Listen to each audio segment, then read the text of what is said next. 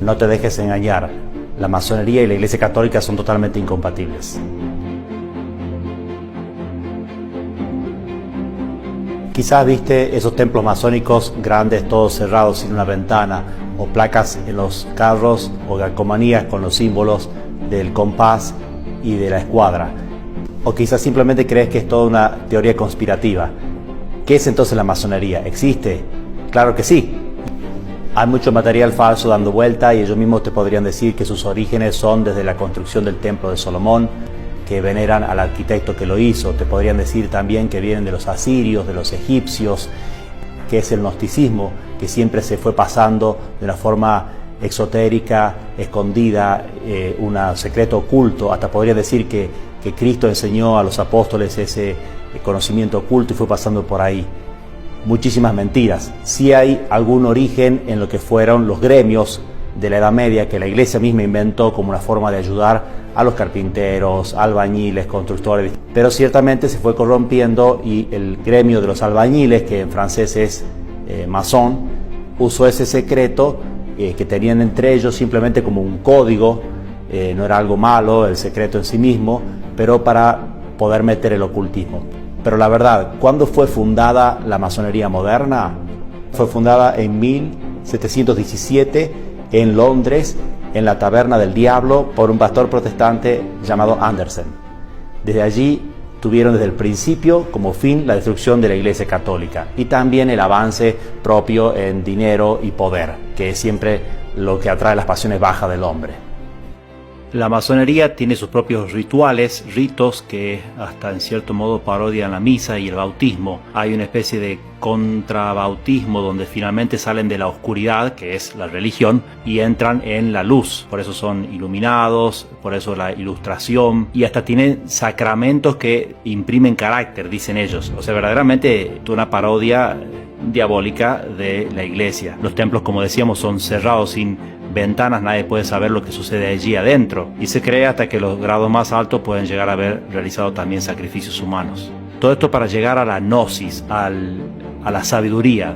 Verdaderamente son gnósticos. Los obispos escandinavos pidieron a la Santa Sede en la época de Pablo VI que se revise realmente si se podía pertenecer a la masonería, porque supuestamente había cambiado y los católicos podrían ser parte al menos de alguna de las ramas. Y después de 6 años de este diálogo se vio que obviamente no había cambiado en absolutamente nada la masonería y sigue estando excomulgado el que pertenece a la masonería o a cualquier otra secta que maquine contra la iglesia. Así lo dice el nuevo Código de Derecho Canónico.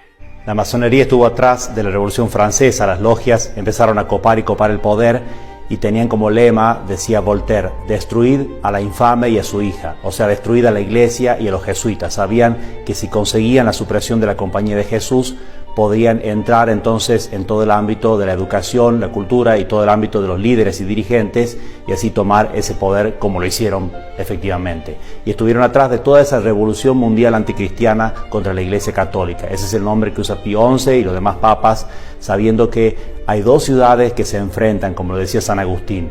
La ciudad del amor a sí mismo construyó la ciudad de la tierra, la ciudad del amor a Dios construyó la ciudad de Dios. Y esas dos ciudades se enfrentan desde Caín y Abel hasta nuestros días. Y así entonces la masonería efectivamente es una religión del anticristo, del anticristianismo, de sacar a Cristo de la sociedad.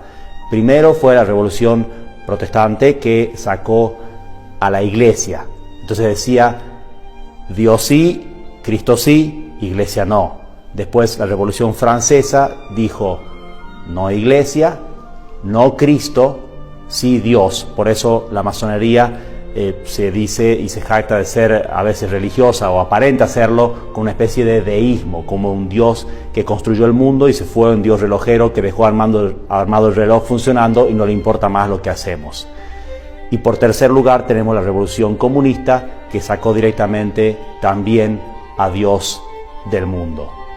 Eso es obra de la masonería y sigue trabajando en las esferas políticas, en nuestros países y especialmente en toda América. La masonería tuvo una gran influencia en la fundación de Estados Unidos, pero también una gran influencia en la liberación, en la independencia de varios de nuestros países. Ya hace algunos años había 4 millones de masones en Estados Unidos y 2 millones de masones en el resto del mundo. Hoy en día no es un secreto, se ven grandes, espectaculares, carteles enormes en las autopistas invitando a unirse al secreto. ¿Por qué? Porque los primeros grados, 1, 2 y 3 de la masonería, lo que le dicen la masonería azul, son algo confuso, donde la gente simplemente paga una cuota, se les dice que pueden tener su religión, pero que no la compartan con los demás. Y poco a poco se van enterando que obviamente es antirreligioso y termina siendo satanista, digámoslo así abiertamente. ¿Cuál es el objetivo de la masonería? Un mundo sin Dios, donde el hombre supuestamente es el centro, pero finalmente es el demonio el centro. Y entonces van destruyendo todo el plan de Dios. Por eso impulsan el aborto, impulsaron ya el divorcio, impulsan todas las leyes contrarias a la moral católica. Y así es entonces que la Iglesia la ha condenado más de 600 veces. Las condenas más fuertes han sido las de León XIII y del Papa Pío IX. Muchos santos combatieron a la masonería, obviamente. Entre ellos se destacan San Juan Bosco, San Maximiliano María Kolbe, que vio las pancartas de los masones en el Vaticano, en la Plaza San Pedro, insultando al Papa, y ahí se decidió a combatir abiertamente a la masonería, y por eso él mismo también fue tan combatido. México tuvo varios personajes masones como Benito Juárez, Lázaro Cárdenas, Plutarco Elías Calles, que persiguió a la Iglesia. Es una lucha y nosotros tenemos que luchar esa lucha con las armas de Cristo, que son la oración, el apostolado y hacer que haya leyes católicas, que reine Cristo en nuestra sociedad. También tenemos que formarnos, porque si no vamos a repetir lemas masones como separación iglesia-estado, o cada uno es libre de decidir sobre su cuerpo, y tantas otras cosas que nos repiten y se nos hacen parte, y hasta creemos que esa supuesta tolerancia hacia el error es algo bueno. No caigamos entonces en lo que se llama el liberalismo, que es lo que empuja la masonería. Esa idea falsa, porque se maneja también como el demonio, con esa apariencia de ángel de luz, con ideas que suenan lindas, pero que son falsas y son anticristianas, son anticatólicas. Es contrario a lo que dice el Evangelio.